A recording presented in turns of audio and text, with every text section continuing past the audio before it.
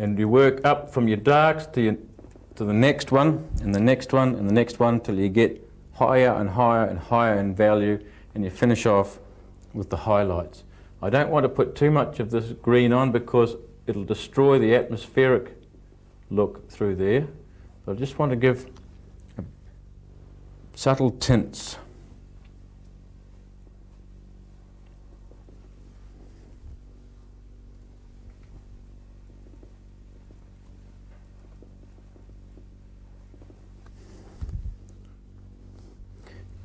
Trying to keep it as simple as we can.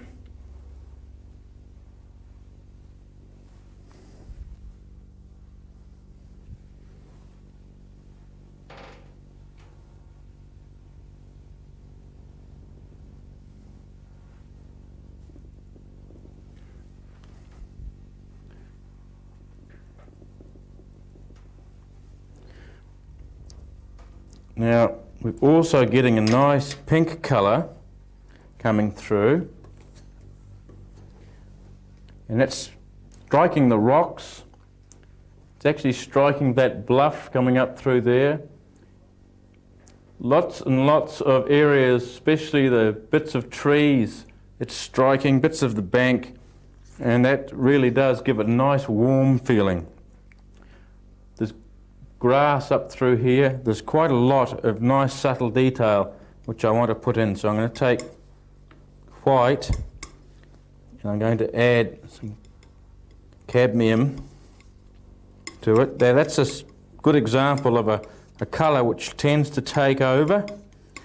Some of those colours are very strong in pigment. I added ever such a little bit to that white, and it's well and truly taken over, and I've got to add a lot more white to compensate, and if you're not careful you wind up with a bucket full of paint, and you only really need it a little wee bit. That's miles too light. I've got to tone it down. I'll put a bit of burnt sienna into it to give it a little bit of a dirty colour.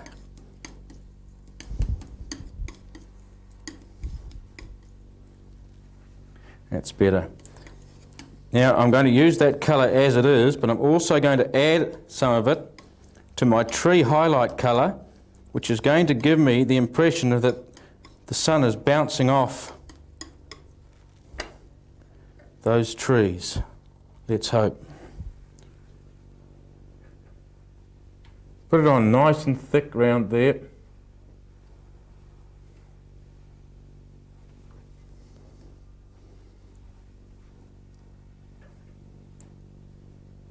I don't like to be repeating myself, but I have to stress, because the number one mistake I think I see with students that I teach is that they become repetitive. Don't be repetitive. Try and show as many different brush strokes as you can with the same brush.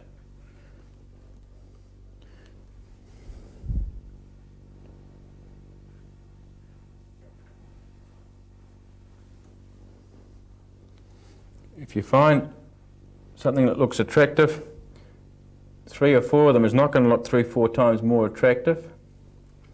It'll actually detract.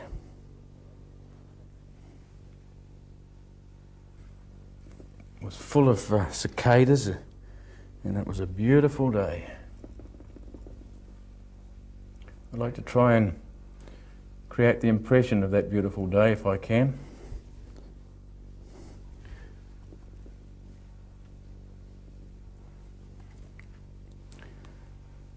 Now, I hesitate to do any more to that just now, because before I can have time to have a good look at it, if you just keep going without stopping, you run a very bad risk of overdoing it. You're too close to the action. If you don't sort of stop and say, hey, I don't quite like that yet, but I think I'll leave it for the meantime and give myself some time to get used to it, go and do something else, you may find that in its context with something else that it's bang on just like it is. So don't play with it. I've got to reflect those colours, so that's a good excuse for me to leave it alone. I'll come down here and reflect those colours. Again, variety is the name of the game.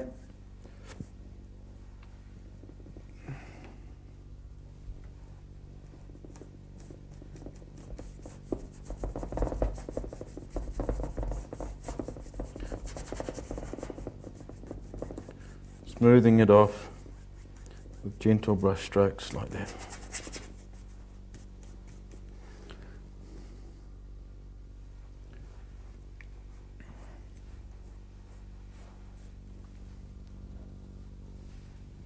Make sure that you go right underneath the object you're reflecting.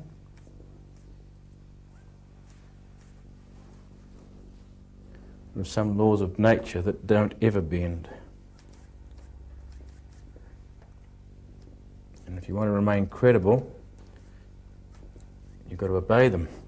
The trick is with Impressionism that you put in very little detail, but what detail you do put in must be right. Because whenever you do make a statement, that statement has got to be reliable. Thus the reason, of course, you'd never have horizons running uphill and things like that, because as soon as you did that, you'd lose credibility and the illusion would be broken.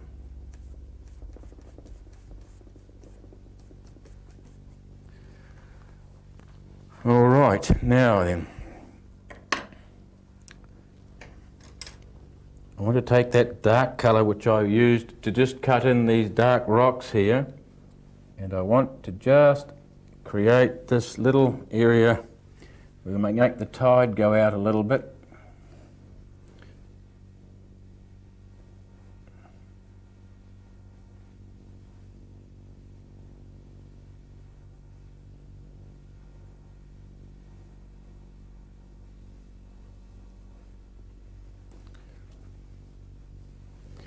Now, to reflect that, it's simply a matter of placing the brush on it and flicking it gently down.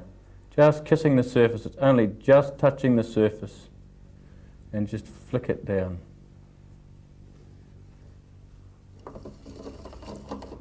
I'm changing colours, especially when I'm going from a dark colour to a light colour. I must clean that brush off.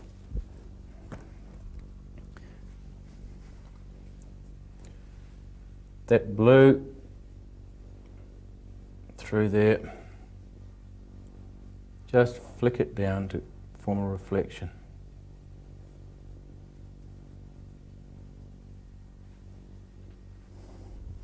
Nothing difficult about that at all. Now that highlight I mixed up, which was the nice bright colour, I haven't forgotten that.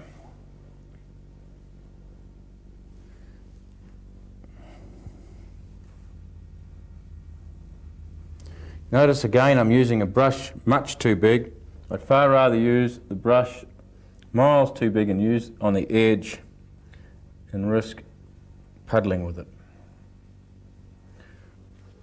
Very important that we just create that illusion. I've kept some of those colours that are over there and that bank, the half-lit rocks, and I'm just mixing little bits of that highlight to them to just pick out the odd one here and there.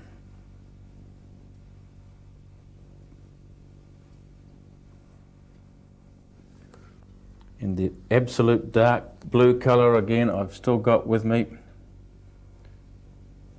to just continue the illusion of rocks. What I'm doing is I'm painting in rocks, not by painting the rocks, but by painting in the gaps between the rocks.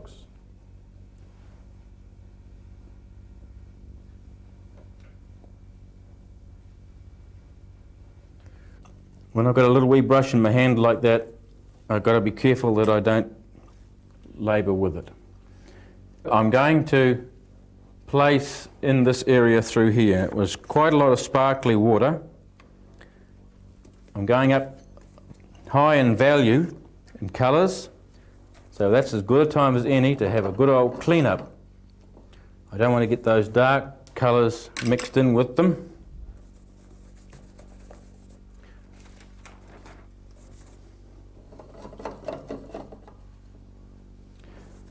While we're having a clean up, I'll just mention my brush cleaner here. Try and remember that terps does not dissolve paint, it merely suspends it. And if you are going to just clean your brush in a normal tin, you'll clean your brush the first time, that'll be fine. But what happens is that the paint is settling in a sediment in the bottom of the tin.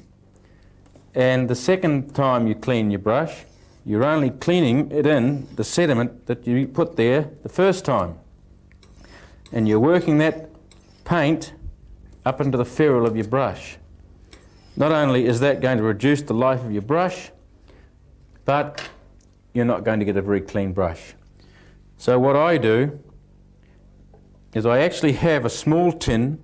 I've taken that small tin and I have put a screwdriver against it and just hammered it so that I can create very small holes. Lots and lots of small holes in the bottom of that small tin.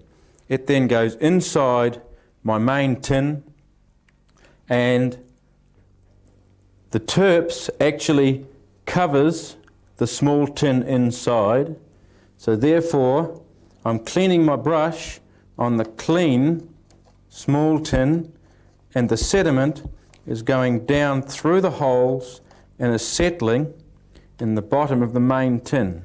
So therefore, I'm cleaning my brush in relatively clean terps.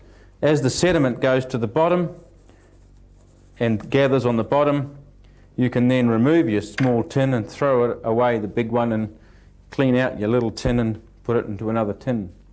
And you've got a whole new brush cleaner again. All these little tips can really help. Quite often people say to me, golly, your colours are nice and clean, how do you keep them clean? Well, that's certainly at least 50% of my secret, which is now no longer a secret. Very good. Now then, we are going to just start off once again with our atmospheric colour in white. This colour, I'm adding white and more cerulean blue. So I'm getting a slightly bluer, lighter version of it.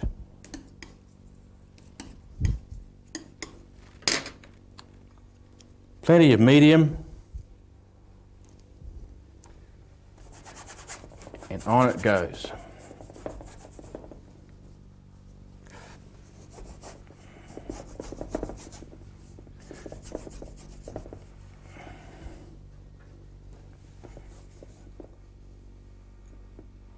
Now this colour here can go up into the sky because in actual fact there was quite bright sunshine over there, and we're going to have quite a bright sparkle on the water, which I'll be putting on later with a palette knife. So this goes on nice and thin so that I'm not going to be fighting with it later. I don't have to worry about covering the board because the board is tinted. So I don't have to worry about covering the white. So what I'm going to do is I'm going to run that colour up close.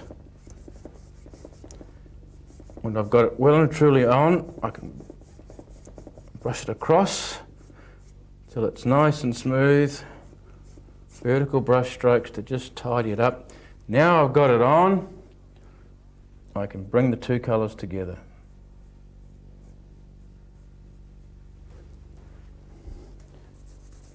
Clean that out with my brush, replace it with some of this colour, and I can brush that down into it.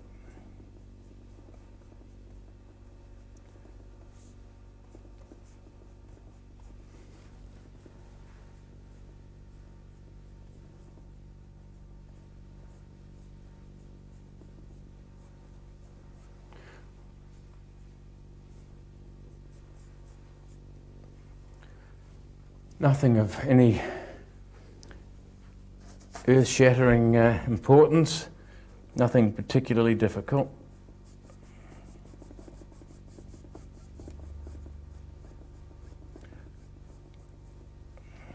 Now, as that is coming closer and closer to me. It's getting darker and darker, remembering that the water is reflecting the sky that's above it. As the sky gets further and further over our heads, it's getting darker and darker, so the water has to get darker and darker. So therefore we create the illusion of distance by suggesting that very thing. We just darken that up with more cerulean and viridian, or hooker's green if you like. I seem to use hooker's green or in viridian about the same amount. It depends on which one I can buy at the time, and they're very similar it seems.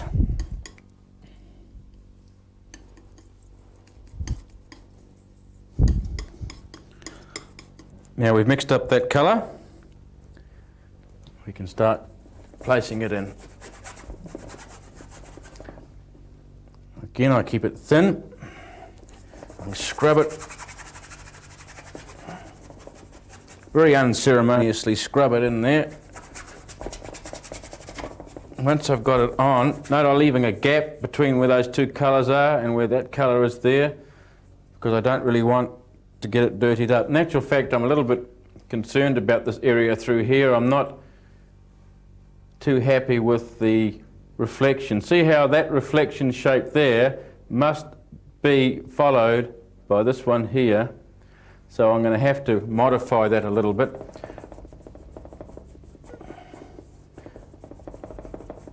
Once I've got that colour in, I can blend the two together so that it goes gently from one colour to the other.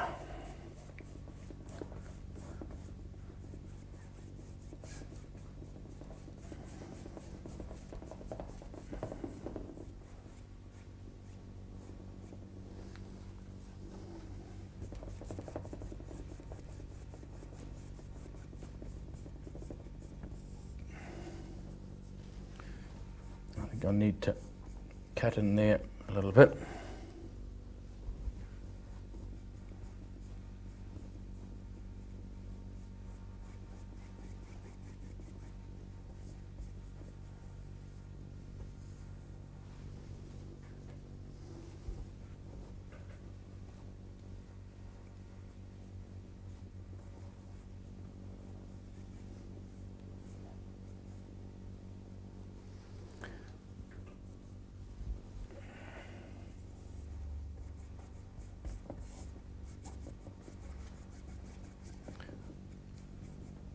Now I want to get darker still as I come further forward, so I'm going to add more of the cerulean and the hookers.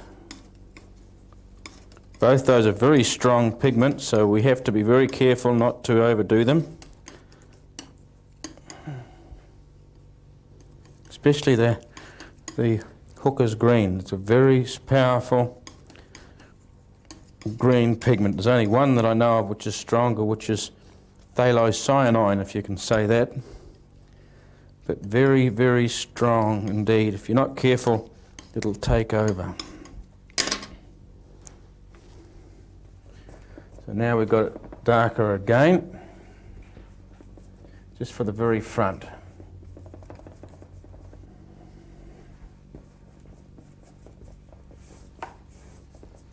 Once you've got it on, just blend it with vertical brush strokes to just blend the two colours together.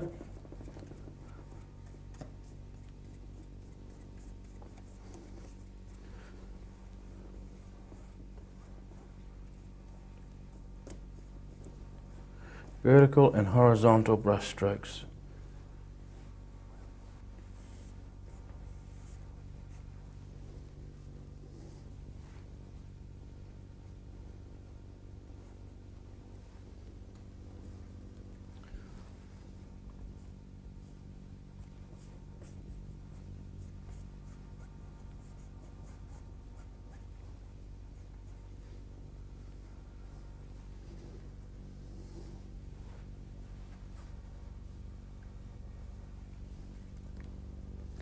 When you do a bold stroke like that, it's just kissing the surface.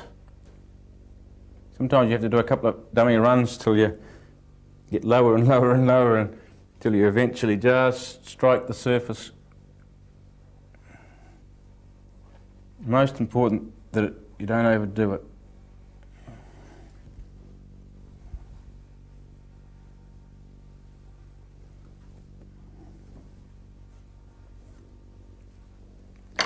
Now you can create the illusion of waves. Just remember that a wave is actually just really a hill of water, and all water doesn't seem to have a lot of colour of its own, but it steals colour from other things. So it's reflecting what's directly above it. So as the water comes towards you, we've already covered the fact that it reflects the sky and it gets darker as it comes forward. But as it goes up like that, it's going to stripe the light across its top edge. As it rolls over, it's going to start reflecting the light directly over your head, and it's going to go suddenly a very darker colour. So you can create the illusion of the water by placing dark and very light or white light. And we'll do that by just adding a smidgen of ultramarine blue, which is a nice dark blue, and the viridian again to that last colour. I'm actually adding cerulean blue, which is a nice sky blue, and I'm bringing it down in value by adding a smidgen of the ultramarine blue.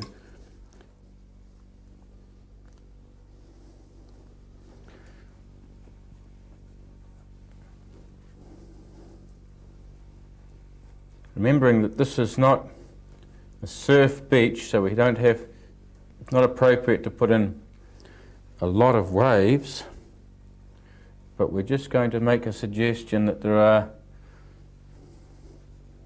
just the odd wave on the surface.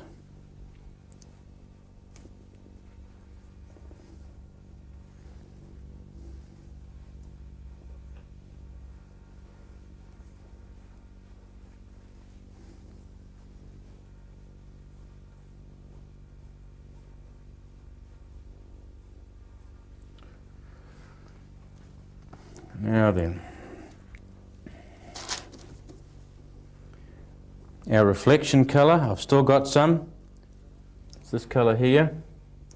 I'm just going to flick that out.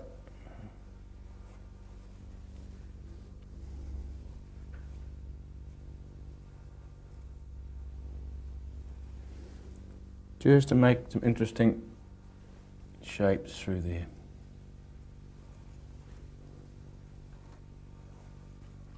We have the nice streak of light coming through there, which I would like to preserve. I remember that on the day it was an area that really took my eye.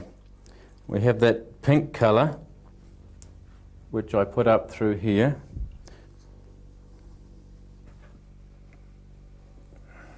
It can go on nice and thickly.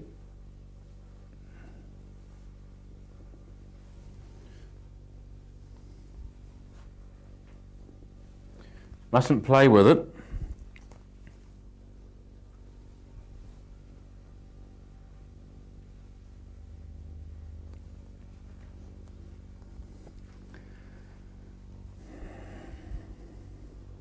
We also had that colour appearing all over the painting actually. It was a painting which was glistening with the light.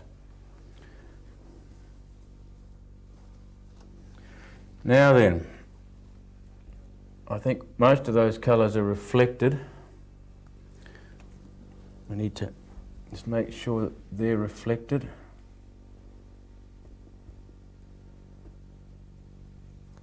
Now we've got this nice light sparkle on the water. So we're going to take white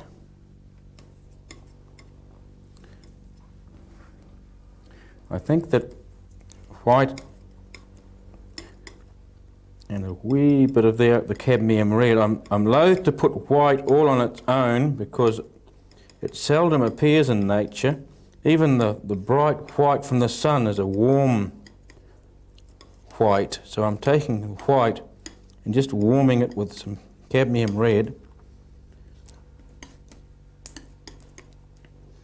And that we can put on with a palette knife. Represents the glare on that water. Palette knife's ideal for this because it goes on more random. If you put it on with a brush, you tend to have your pet brush stroke and you repeat it over and over and over again, and you wind up with trees that are like shark's teeth or very repetitive rock shapes or whatever. But wherever the temptation is to make something repetitive, then palette knife's good. It can give you a nice clean colour too.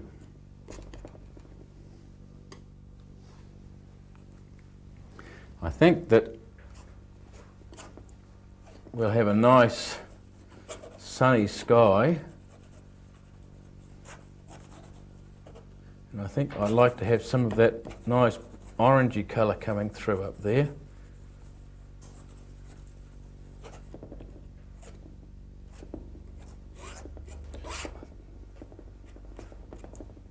I think I'll hide the horizon. I like an area of mystery in a painting actually. Now if we're going to have it nice and light up through there as I've just placed, we have to make sure that we do the same thing underneath in the reflection down through here.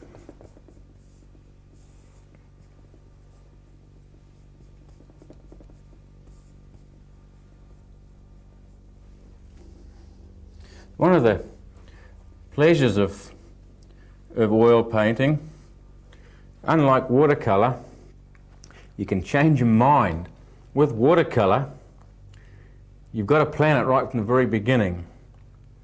And if you change your mind halfway through or something goes wrong, well, generally speaking, you can throw it away. But with oils, it's so forgiving. You can shovel it around. You can make mistakes, change your mind.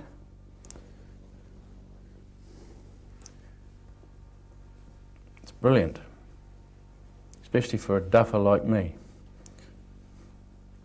because I change my mind often.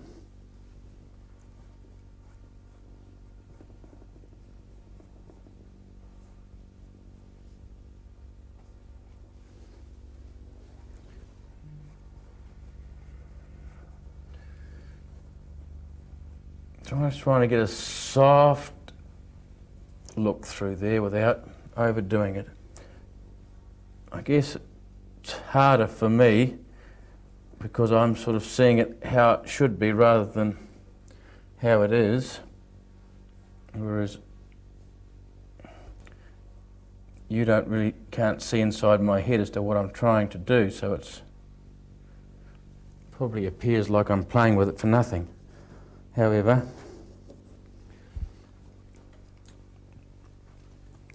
I can now start placing that sky as I'm going, because I'm placing in, really, I've made the statement of what's going to be up there by what I've put in here. If I wanted to put a nice big cloud bank up there, then of course I would have to reflect it in there.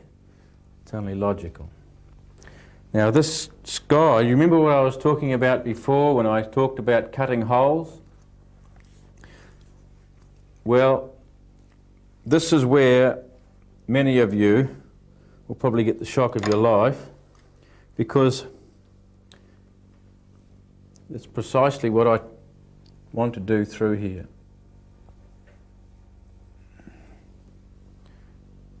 I'm more interested in the shape left in the sky by that row of trees. Now there's a whole subject which we could get involved in here, and we haven't got the time. There's been books written about it, and maybe one day I'll make a video about it. But it basically says that you've got to be thinking on the right side of your brain in order to be able to see this way. That's why artists are an unusual breed. But as long as you are thinking logically, you'll always think that trees grow up this way with brown trunks, and they all have green foliage going this way. As long as you're thinking like that, you're going to put in the symbol for a tree which looks a cross between a shark's tooth and an umbrella. What I'm interested in is shapes and patterns. And in this case, I'm interested in the shape left in the sky by that row of trees. And that is much more interesting. I'm using a brush that's miles too big. It stops me from becoming too fiddly.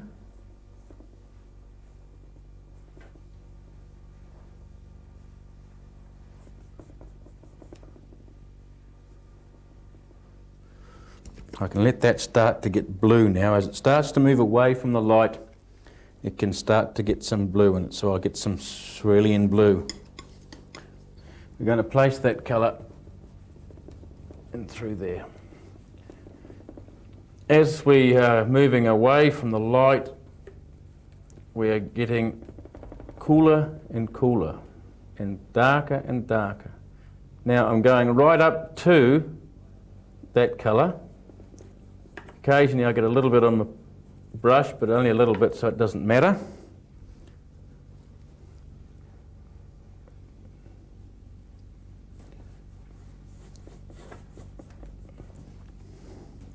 And now I can cut the odd little hole in there.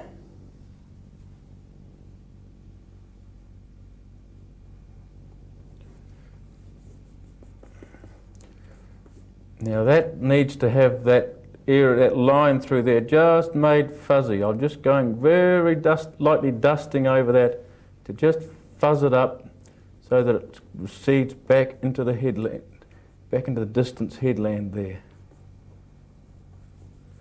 And as we come further to the left, it's got to get darker and darker, so I'm adding more and more cerulean, which is just bluing it up and darkening it up as it goes further to the left.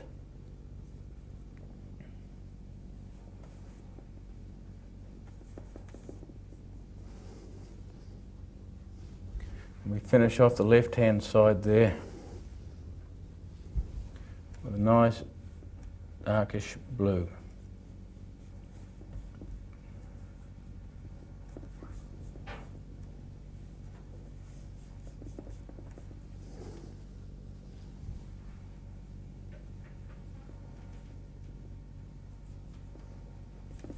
Again, I need to just fuzz that detail up there. I want it to be not a crisp edge. I just want to make a warm white. I didn't want it to be exactly a white. As that comes down, it's just striking the tops of the odd wave. There was a area through there which was just, I don't quite know what it was, whether or not it was an area that was breaking the surface or what it was, but it was quite interesting and I can remember it.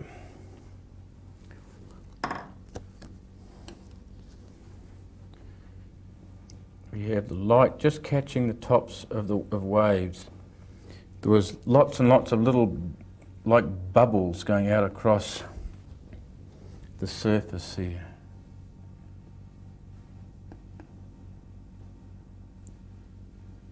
That the things I've taught you aren't necessarily rules that you must stick to. They're what work for me.